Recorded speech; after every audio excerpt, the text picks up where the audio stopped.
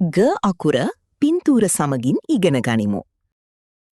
ग ගස ग ගල ग ගවුම ग ගස්ලබු ग ගඟ ग ගම ग ගවයා.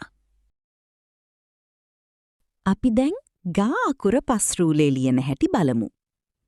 මේ පෙන්නන ආකාරයටම දුවලා පුතාලා ගා අකුර පස්රූලේ ලියන්න ඕනි.